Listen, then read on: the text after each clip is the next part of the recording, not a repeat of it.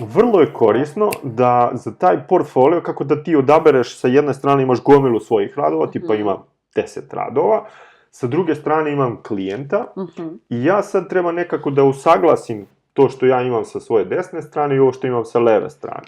Da bih ja prvo odabrao radove za svoj portfolio, ja ću, ukoliko nemam konkretnog klijenta, ja ću da zamislim u glavi idealnog klijenta.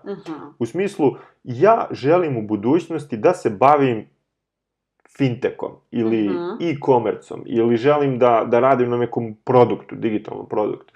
I onda ću ja da kažem, aha, ajde da vidim šta od ovih mojih 10 radova ide u tom smeru, ukoliko već nemam to, ja ću onda da izaberem radove koji su ili već iz te oblasti ili su najsličniji toj oblasti.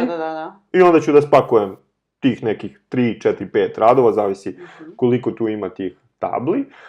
I za svaki od tih radova ću da napišem jednu pričicu. Ta pričica, to je nešto što nas dizajnere izuzetno smara, uglavnom, svi imaju problem sa tim, ili barem većina. Da bi rešili taj problem, možete da kažete koje je trenutno stanje proizvoda bilo pre nego što sam ja ušao na scenu, stupio na scenu. Bilo je nepostojeće, na primjer, ili postojao je, ali je imalo tih i tih problema, ima neki zaplet. Pa kako sam ja onda razumeo te probleme, kako sam ja došao do tih problema, šta sam pitao tog svog klijenta ili poslodavca, šta vi želite da postignete sa ovim proizvodom, pa sam onda na konto toga izašao sa nekim rešenjima, aha, mi ćemo da pitamo korisnike, šta njima fali, pa sve to upišete, kako ste vi rešili te probleme i onda dolazi finale, grand finale, šta je outcome svega toga, fazonu, povećalo je prodaju 20% ili bilo šta, bilo kakva metrika ili bilo kakav konkretan rezultat je super da stoji na kraju, ili klijent me zvao naredne 2 godine, ili šta god. Ja vidiš, to je baš lepo, to je super zapravo. Da, ne mora biti konkretno šta je tvoj dizajn uradio, nego kako si ti saradnju ostvario. Da. To je isto jako lepo, da vidiš. Da si mi ideju, sad ću ja to da dodam u moj portfolio, hvala lepo. Ili klijent je proširio interesovanje, ili šta god zvuči pozitivno, zvuči pohvalno, to staviti na kraj.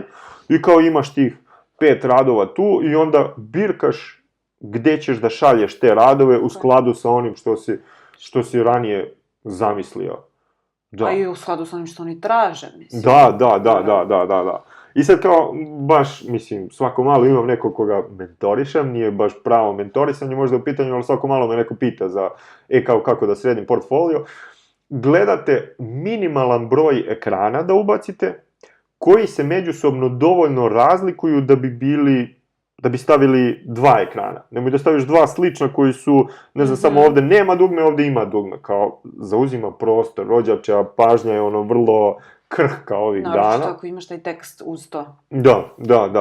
I onda kao, samo staviš te ključne ekrane, ako treba dodatno ih pojednostavi ili unapredi, redizajniraj, ukoliko je to sve bilo u nekoj brzini odrađeno ili je bio mali budžet ili te smarao projekt menadžer ili šta god, odvoji vreme, to je tvoj portfolio, od njega ti zavisi budućnost, što to... Ali dobro, meni je to cool, ali s druge strane, ako to je nešto live i ne liči na tvoj dizajn, znači, ja uvijek proverim, ako postoji neki link, ja odem na taj link da ga čekiram, sad dobro, ja sam radoznala osoba, pa ću sve da vidim u tebi, dark web, ali, znaš, kao šta onda? Mislim, i to je zanimljivo, kontam da je to super isto ulaz za intervju, jer ja ću na intervju da te pitam, a čekaj, stani, ovo programiranje što se desilo. Jesi ti učestvovao u procesu? Da, jesam, ali sjebali programeri. Da, pa mislim, legit, mislim, to možeš oprošteno da kažeš. Pa da, ali u principu, mislim, ja bih pre odabrao varijantu da je fake, a da je dobro, da se meni sviđa, da meni prolazi, nego sad da li je zaista ispravno na kraju, da li je tako live otišlo ili nije, jer na kraju krajeva, što znam, ako imam rad u portfoliju koji je star 5 godina, pa sigurno ne izgleda danas kako sam ga ja dizajnirao, nego je doživeo 5 revizija od tada.